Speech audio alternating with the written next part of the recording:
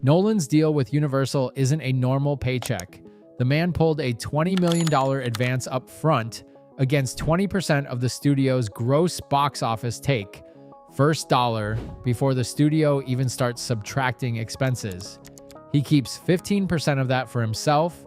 His wife and producing partner Emma Thomas gets the other 5%. And if this thing keeps climbing toward the $800 million to $1.3 billion range that industry analysts are throwing around, Nolan's total payday could blow past $100 million for one movie based on a 3,000-year-old poem about a guy trying to get home.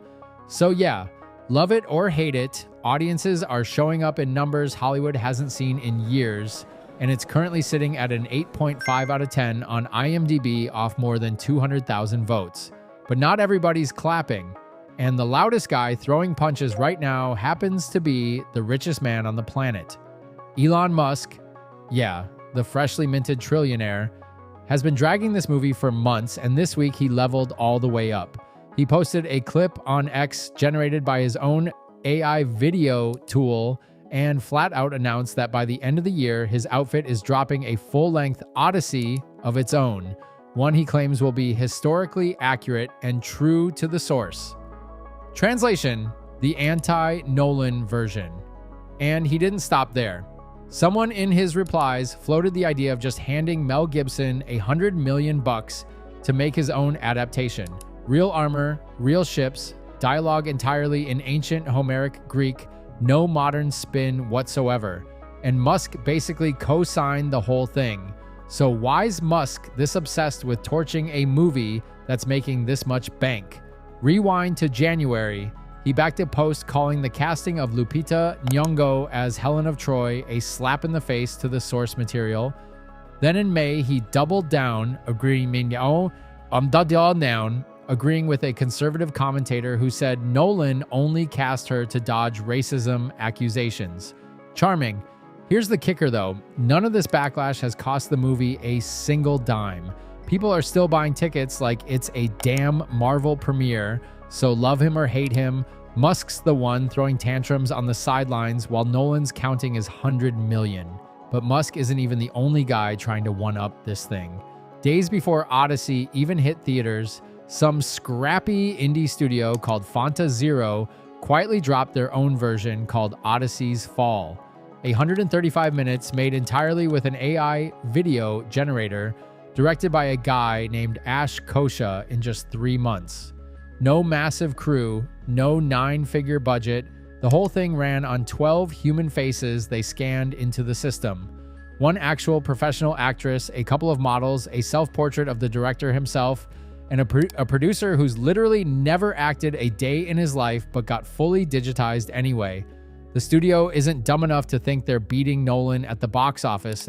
They're just riding the hype wave, showing off what the tech can do, and scooping up whoever's curious or pissed off about the real version. And honestly, it's kind of hilarious watching Nolan, a guy who's been loudly, aggressively anti-AI for years, get sniped from every direction by people using the exact technology he refuses to touch. Now, the money and the tech drama are one thing, but the real gut punch is coming from academia.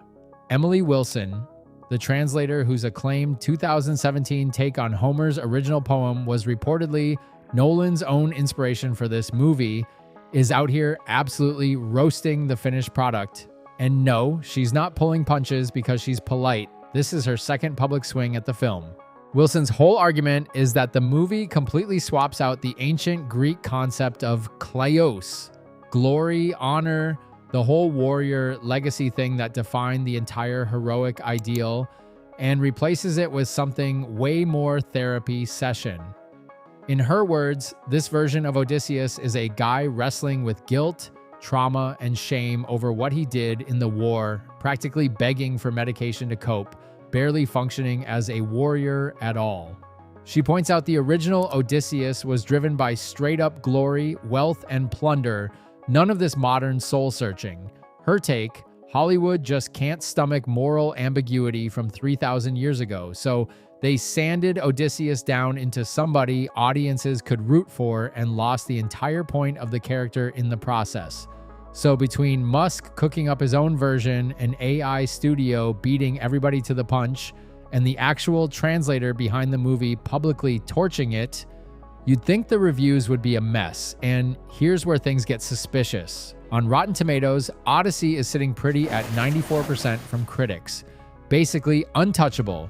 Practically a modern masterpiece according to every mainstream outlet running the story. But flip over to an independent user review site called Criticless, and the picture looks completely different. 48% based on 200 votes after opening weekend. That's a straight up meh. The top 5 most viewed reviews on that site range anywhere from 15 to 59%. Not exactly universal acclaim. YouTuber Dre Anderson called it out directly, and Criticless's own official account backed him up, arguing their number actually reflects what regular people think, not the film Twitter crowd who live and breathe this stuff 24/7. Their conclusion? The movie's fine, solid even, but nowhere close to the hype machine mainstream critics built around it. And that's exactly the theory gaining traction right now, that these sky-high aggregator scores are being artificially inflated to manufacture a masterpiece narrative before word of mouth can catch up. Is that actually true? Who knows? It's a hell of a rabbit hole either way. But step back and look at the big picture here. In one summer, a 3,000-year-old Greek poem somehow became the testing ground for AI filmmaking, a battlefield for academic purists, a symbol of Hollywood's box office comeback, and now a genuine question mark over whether we can even trust the numbers on our screens anymore. That's a hell of a run for a guy who just wanted to get home to his wife. So, what do you think? Is Odyssey the real deal, or is this whole thing propped up by studio money and inflated scores? Drop it in the comments, and if you haven't already, smash that subscribe button so you don't miss when Musk's version, or Gibson's if that ever actually happens, drops later this year. This has been Rick. I'll catch you in the next one.